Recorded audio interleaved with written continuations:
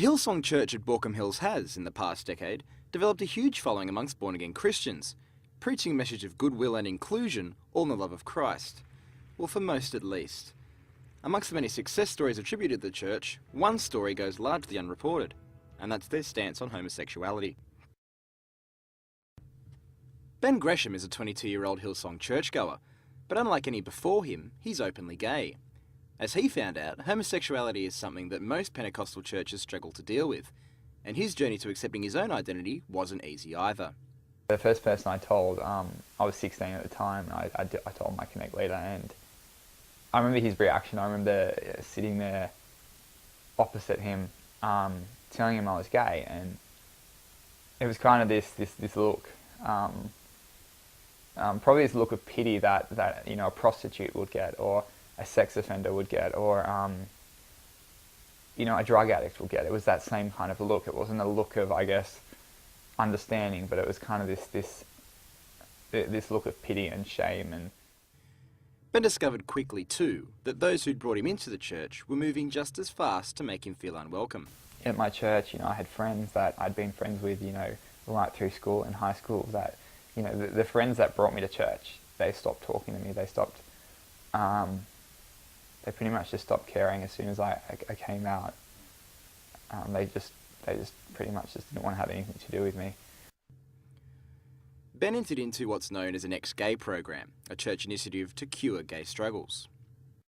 I remember when I started to realise that I wasn't going to change, and that change probably wasn't possible. Then you start to go, okay, if change isn't possible, then that means you're gay and you can't do anything about it. And if you're gay and you can't do anything about it, then you're going to hell. And if you're going to hell, then what's the point of living anyway? And what's the point of even trying anymore? What's the point of even going on? And like others to go through the program, the psychological effects took their toll. So for me, that kind of led into a spiral of the self-hate, you know, turned into depression, and the depression turned into suicidal thoughts and tendencies. And, you know, I remember I attempted suicide twice. And I really do believe it's a miracle I'm alive today. Homosexuality, yeah, so I've got some... Anthony Venn-Brown is a significantly older survivor of ex-gay therapy, but it was only after 22 years of marriage that he came to terms with his sexuality. I met a guy and fell in love with him, and it was then that really forced me to face the reality that I had been denying for 22 years. As a young man, Anthony turned to faith to cure what he considered an ill, and after going through programs, he became an influential preacher, was married and had children, all in an attempt to change his sexual orientation. I told my my former wife before we got engaged, and in our naivety at that time, we both believed that this was going to be an answer. In fact, I think that she felt very privileged to be the person that would be a part of that healing. I feel like today I have integrity because I'm an authentic gay man. I'm open, I'm honest, there's no secrets to hide, and I'm also a person of faith. Anthony abandoned his faith for 6 years and founded Freedom to Be, an organisation that attempts to stop individuals entering ex-gay programs with a view to seeing their operations cease. Eventually they will cease to exist. My belief is because sanity will prevail and people realise, there is nothing wrong with your sexual orientation, same-sex orientation. This doesn't make you evil, this doesn't automatically make you promiscuous or immoral, any of those things. Since starting his website, he's been in contact with many individuals confronting the same issues. The acceptance or rejection of my true identity has eternal consequences. That's pretty heavy. Ben Gresham knows all too well how heavy it can be. It was only after 3 years of therapy that he decided to come out. And I did some research and I looked into things, and I realised that people don't really, with these programs, there's a statistic out there and that says that only 6% of people in these programs change.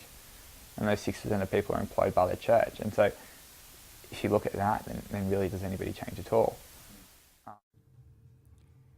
And while there has been progress, Ben is now one of 5 openly gay Hillsong members, He believes there's still much to be done for the rights of homosexuals, both in and out of the church.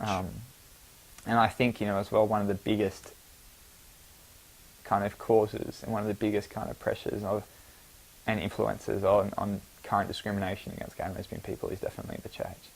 And I think that's probably because the church as a whole doesn't really understand what's happening. And so, if we can prevent one suicide, if we can prevent one person from harming themselves or feeling like they're a mistake, then it'll make it all worth it. And I think at the end that's what me and that's what Anthony Venn-Brown and that's what a lot of other people are trying to do in this situation. The enemy is not churches, individuals or political parties. The enemy is ignorance. And when we attack the former, we reinforce the latter.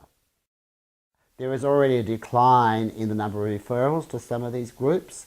They've got fewer groups now, and I think that's because out there we've got our stories out there. I've got former ex-gay leaders to tell their stories, and they've apologised for what they did formerly. They've changed their opinions.